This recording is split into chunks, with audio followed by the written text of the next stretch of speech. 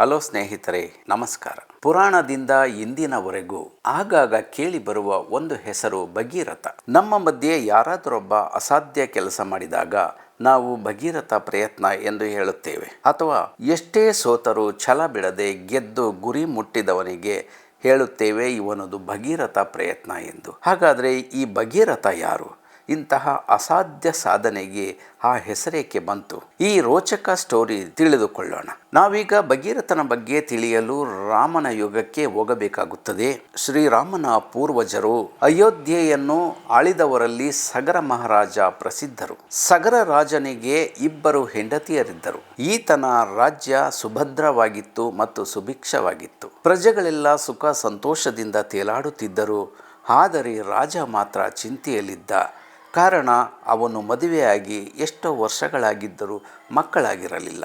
ಅದೇ ಚಿಂತೆಯಲ್ಲಿ ಕೊರಗುತ್ತಿದ್ದನು. ಒಮ್ಮೆ ಸಂತಾನಕ್ಕಾಗಿ ಈತ ಹಿಮಾಲಯಕ್ಕೆ ಹೋಗಿ ತಪಸ್ಸನ್ನಾಚರಿಸಿದನು. ತಪಸ್ಸಿಗೆ ಮೆಚ್ಚಿದ ಬ್ರಹ್ಮನು ಪ್ರತ್ಯಕ್ಷನಾಗಿ, ರಾಜ, ನಿನ್ನ ಇಬ್ಬರು ಪತ್ನಿಯರಿಗೆ ಒಂದೊಂದು ವರವನ್ನು ಕೊಡುತ್ತೇನೆ.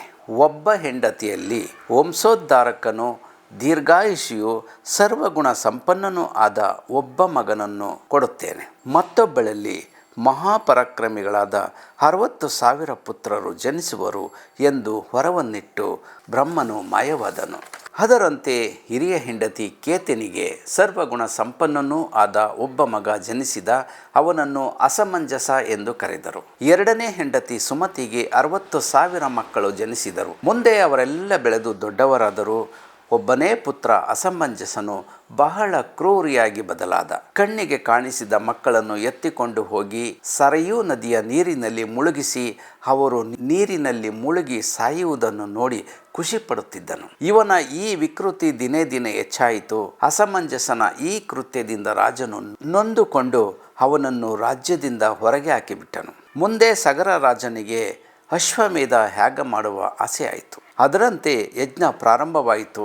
ಯಾರೇ ಯಜ್ಞ ಮಾಡಿದರೂ ಅದು ಯಶಸ್ವಿಯಾಗದಂತೆ ನೋಡಿಕೊಳ್ಳುವ ಇಂದ್ರ ಇಲ್ಲಿಯೂ ಕೂಡ ಆ ಯಜ್ಞ ಕೆಡಿಸಲು ಮಾಯಾ ರೂಪದಲ್ಲಿ ಬಂದು ಯಜ್ಞದ ಕುದುರೆಯನ್ನು ಹೊತ್ತೊಯ್ದನು. ಯಾರೇ ಯಜ್ಞ ಮಾಡಿದರೂ ಅದು ಯಶಸ್ವಿಯಾಗದಂತೆ ನೋಡಿಕೊಳ್ಳುತ್ತಾನೆ ಇಂದ್ರ. ಏಕೆಂದರೆ ಯಜ್ಞದಲ್ಲಿ ಗೆದ್ದವರು, ಬ್ರಹ್ಮನಿಂದ ವರ ಪಡೆದವರು ನೇರ ಇಂದ್ರನ ಪದವಿಗೆ ಕಣ್ಣಿಡಬಹುದು. ನನ್ನ ಪದವಿಗೆ ಕಂಟಕ ಬರಬಹುದೆಂದು ಹೆದರುವ ಇಂದ್ರ ಭೂಮಿಯಲ್ಲಿ ಯಾರೂ ಯಜ್ಞ ಮಾಡದಂತೆ ಮತ್ತು ಯಜ್ಞದಲ್ಲಿ ಯಶಸ್ವಿ ಆಗದಂತೆ ನೋಡಿಕೊಳ್ಳುತ್ತಾನೆ. ಯಜ್ಞ ಅರ್ಧಕ್ಕೆ ನಿಲ್ಲಬಾರದೆಂದು ಆ ಕುದುರೆ ಎಲ್ಲಿದ್ದರೂ ಹುಡುಕಿ ತರಲು ರಾಜ ತನ್ನ 60,000 ವೀರಪುತ್ರರಿಗೆ ಅಪ್ಪಣೆ ಮಾಡಿದನು. ಮಹಾಪರಾಕ್ರಮಿ ಪುತ್ರರು ಕುದುರೆಗಾಗಿ ಇಡೀ ಭೂಮಂಡಲವನ್ನೇ ಸುತ್ತಿದರು. ಎಲ್ಲಿಯೂ ಸಿಗಲಿಲ್ಲ. ಭೂಮಿಯನ್ನು ಸೀಳಿ 100 ಭಾಗ ಮಾಡಿ ಪಾತಾಳ ಲೋಕಕ್ಕೆ ನಡೆದರು. ಎದುರಿಗೆ ಸಿಕ್ಕ ರಾಕ್ಷಸ, ದೈತ್ಯ, ದೇವತೆಗಳನ್ನೆಲ್ಲ ಕೊಂದರು. ಇವರ ಹಾವಳಿಯನ್ನು ತಡೆಯಲಾಗದೆ ದೇವತೆಗಳು ಕೂಡ ಬ್ರಹ್ಮನ ಬಳಿ ಓಡಿ ಬಂದು, ಬ್ರಹ್ಮದೇವನೇ, ಸಗರ ರಾಜನ ಮಕ್ಕಳು ಎದುರಿಗೆ ಸಿಕ್ಕ ನಮ್ಮನ್ನು ನೀವೇ ಕುದುರೆ ಕದ್ದವರು ಎಂದು ಸಿಕ್ಕ ದೇವತೆಗಳನ್ನು ಕೊಲ್ಲುತ್ತಾ ಬರುತ್ತಿದ್ದಾರೆ. ಅವರಿಂದ ನಮ್ಮನ್ನು ನೀವೇ ಕಾಪಾಡಬೇಕು ಎಂದು ಬ್ರಹ್ಮನಲ್ಲಿ ಮೊರೆಯಿಟ್ಟರು. ಬ್ರಹ್ಮ ಹೇಳಿದರೂ ಕೇಳಿಸಿಕೊಳ್ಳದೆ ಕ್ರೌರ್ಯ ಮೆರೆಯುತ್ತಾ ಹಾಗೆಯೇ ಮುಂದೆ ನಡೆದರು. ಮುಂದೆ ಪಾತಾಳ ಲೋಕದಲ್ಲಿ ಕಪಿಲ ಮುನಿಗಳು ಧ್ಯಾನದಲ್ಲಿ ಕುಳಿತಿದ್ದರು. ಅವರ ಹಿಂದೆಯೇ ಸಗರ ರಾಜನ ಕುದುರೆಯೂ ನಿಂತಿತ್ತು. ಕುದುರೆಯನ್ನು ನೋಡಿದ ಸಗರನ ಪುತ್ರರು, ನೀನೇ ಕುದುರೆ ಕದ್ದವನು ಎಂದು ಕಪಿಲ ಮುನಿಯನ್ನು ಹೊಡೆಯಲು ಹೋದರು. ಧ್ಯಾನಸ್ಥರಾಗಿದ್ದ ಕಪಿಲ ಮುನಿಗಳು ಕೋಪದಿಂದ ತೆರೆದರು ಅಷ್ಟೇ. ಆ ಕೋಪಾಗ್ನಿಗೆ ಎದುರಿಗಿದ್ದ 60,000 ವೀರ ಪರಾಕ್ರಮಿ ಸಗರನ ಮಕ್ಕಳು ಸುಟ್ಟು ಭಸ್ಮವಾದರು. ಈತ ಕುದುರೆಗಾಗಿ ಹೋದ ತನ್ನ ಮಕ್ಕಳು ಇನ್ನೂ ಬರದಿದ್ದರಿಂದ ಚಿಂತೆಗೊಳಗಾದ ರಾಜ ತನ್ನ ಮೊಮ್ಮಗ ಅಶುಮಂತನನ್ನು ಕರೆದರು. ಈತ ಅಸಮಂಜಸನ ಒಬ್ಬನೇ ಮಗ. ಅಶುಮಂತನನ್ನು ಕರೆದು, ನಿನ್ನ ಚಿಕ್ಕಪ್ಪಂದಿರು ಏನಾದರೂ ಎಂದು ತಿಳಿದು ಬಾ ಎಂದು ಕಳುಹಿಸಿದರು. ಅಜ್ಜನ ಆಜ್ಞೆಯಂತೆ ಅಶುಮಂತ ಚಿಕ್ಕಪ್ಪಂದಿರನ್ನು ಮತ್ತು ಕುದುರೆಯನ್ನು ಹುಡುಕುತ್ತಾ ಹೊರಟನು. ಎಲ್ಲ ಲೋಕಗಳನ್ನು ಸುತ್ತಿ ಕೊನೆಗೆ ಪಾತಾಳ ಲೋಕಕ್ಕೆ ಹೋಗಿ ಚಿಕ್ಕಪ್ಪಂದಿರ ಭಸ್ಮಗಳು ಇರುವ ಜಾಗಕ್ಕೆ ಬಂದು ನಿಂತನು. ಹತ್ತಿತ್ತ ನೋಡಲಾಗಿ ಕುದುರೆ ಅಲ್ಲೇ ಮೇಯುತ್ತಾ ನಿಂತಿತ್ತು. 60,000 ಜನರ ಬೂದಿಯನ್ನು ನೋಡುತ್ತಾ ನಿಂತಿದ್ದಾಗ ಅಲ್ಲಿಗೆ ಬಂದ ಗರುಡರಾಜನು ನಡೆದ ಎಲ್ಲವನ್ನು ವಿವರಿಸಿ, ನಿನ್ನ ಚಿಕ್ಕಪ್ಪಂದಿರ ಆತ್ಮಗಳಿಗೆ ಮೋಕ್ಷ ಸಿಗಬೇಕು. ಅದಕ್ಕೆ ಭೂಲೋಕದಿಂದ ನೀರು ತಂದರೆ ಇವರಿಗೆ ಸ್ವರ್ಗ ಸಿಗುವುದಿಲ್ಲ. ಅದಕ್ಕಾಗಿ ದೇವಲೋಕದಿಂದ ಗಂಗೆಯನ್ನು ತಂದು ಇವರ ಬೂದಿಯ ಮೇಲೆ ಹಾಕಿದರೆ ಇವರು ಶಾಪದಿಂದ ಮುಕ್ತರಾಗಿ ಸ್ವರ್ಗಕ್ಕೆ ಹೋಗುವರು. ಇಲ್ಲದಿದ್ದರೆ ಅವರ ಆತ್ಮಕ್ಕೆ ಮೋಕ್ಷ ಸಿಗದೆ ಇಲ್ಲೇ ಅಲೆಯುತ್ತಾರೆ ಎಂದು ಹೇಳುತ್ತದೆ. ಅದರಂತೆ ಗಂಗೆಯನ್ನು ಭೂಮಿಗೆ ತರುವ ಪ್ರಯತ್ನ ಪ್ರಾರಂಭವಾಗುತ್ತದೆ. ಹನುಮಂತನಿಂದ ಗಂಗೆಯನ್ನು ಭೂಮಿಗೆ ತರುವ ಪ್ರಯತ್ನ ಪ್ರಾರಂಭವಾಗಿ ಅವನ ಇಡೀ ಜೀವನ ಈ ಪ್ರಯತ್ನದಲ್ಲೇ ಕಳೆಯುತ್ತದೆ. ಅವನಿಂದ ಗಂಗೆಯನ್ನು ತರಲು ಆಗುವುದಿಲ್ಲ. ಅವನ ನಂತರ ಅವನ ಮಗ ದಿಲೀಪನಿಂದ ಆ ಪ್ರಯತ್ನ ಮುಂದೆ ಸಾಗುತ್ತದೆ. ದಿಲೀಪನು ಜೀವನ ಪೂರ್ತಿ ಪ್ರಯತ್ನ ಪಟ್ಟರೂ ಗಂಗೆಯನ್ನು ಭೂಮಿಗೆ ತರಲಾಗದೆ, ತನ್ನ ತಾತಂದ್ರಿಗೆ ಮೋಕ್ಷ ಕೊಡಿಸಲಾಗದೆ ಅದೇ ಚಿಂತೆಯಲ್ಲಿ ಕೊರಗಿ ಸಾಯುತ್ತಾನೆ.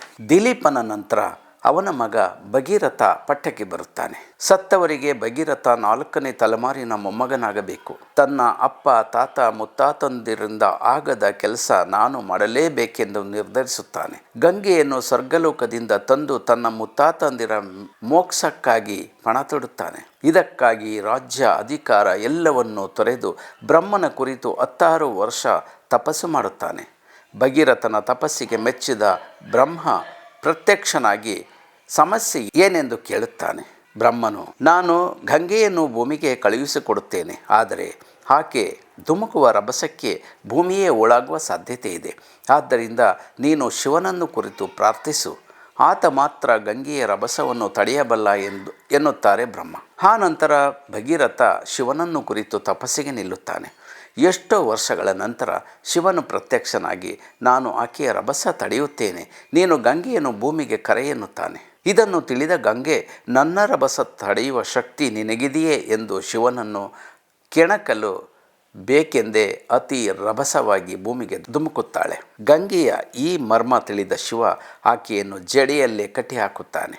ಇದೊಂದು ರೀತಿ ಗಂಗೆ ಮತ್ತು ಶಿವನ ಮಧ್ಯೆ ಯಾರು ಶಕ್ತಿವಂತರು ಎಂದು ತಿಳಿಯುವ ಜುಗಲ್ಬಂದಿ ಆಯಿತು. ಇದರಿಂದ ಪೇಚಿಗೆ ಸಿಲುಕಿದ ಭಗೀರಥ ಗಂಗೆ ಸ್ವರ್ಗದಿಂದ ಇಳಿದರೂ ಶಿವನ ಜಡೆಯಲ್ಲೇ ತಡೆಯಾಗಿರುತ್ತದೆ. ಕೊನೆಗೆ ಶಿವನನ್ನು ಬೇಡಿಕೊಳ್ಳುತ್ತಾನೆ ಭಗೀರಥ.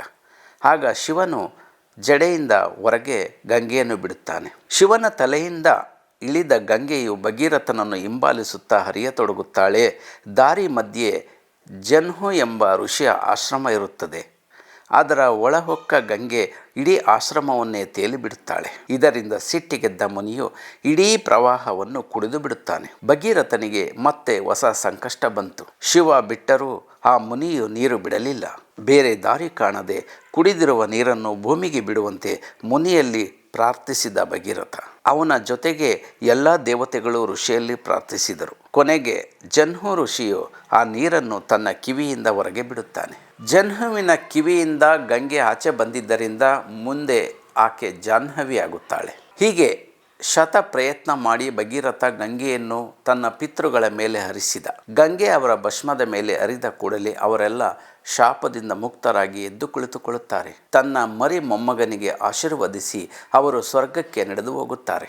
ಭಗೀರಥನು ತನ್ನ ತಾತ ಮುತ್ತಾತರಿಂದ ಆಗದ ಕೆಲಸವನ್ನು ಪೂರ್ತಿ ಮಾಡಿ ಸಮಾಧಾನದ ನಿಟ್ಟುಸಿರು ಬಿಡುತ್ತಾನೆ. ಈ ಒಂದು ಅರಸಾಹಸ ಮಾಡಿ ಗಂಗೆಯನ್ನು ಭೂಮಿಗೆ ತಂದಿದ್ದಕ್ಕೆ ಭಗೀರಥ ಪ್ರಯತ್ನ ಎಂದು ಹೆಸರು ಬರುತ್ತದೆ. ಇಂದಿಗೂ ಯಾರಾದರೂ ಅಪರೂಪದ ಕೆಲಸಗಳನ್ನು ಮಾಡಿದಾಗ ಅದನ್ನು ಭಗೀರಥ ಪ್ರಯತ್ನ ಎನ್ನುತ್ತೇವೆ. ಈ ವಿಡಿಯೋ ನಿಮಗೆ ಇಷ್ಟ ಆಗಿದ್ದರೆ ದಯವಿಟ್ಟು ಸಬ್ಸ್ಕ್ರೈಬ್ ಮಾಡಿ, ಶೇರ್ ಮಾಡಿ. ಇಂತಹ ಅಪರೂಪದ ವಿಡಿಯೋಗಳಿಗಾಗಿ ನಮ್ಮ ಚಾನಲ್ ನೋಡ್ತಾ ಇರಿ. Thank you.